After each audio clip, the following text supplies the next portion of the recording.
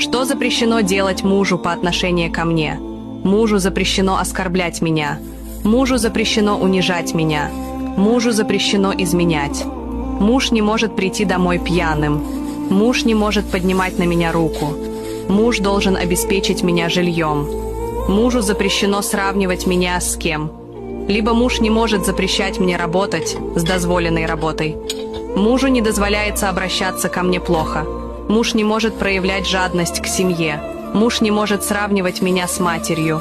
Муж не может тратить мое имущество, деньги, заработанные мной. Муж не может запрещать мне общаться с моими родственниками. Муж должен обеспечить всем необходимым. И, возможно, это малая часть. Но я хочу сказать, что если мужчина не соблюдает права своей жены...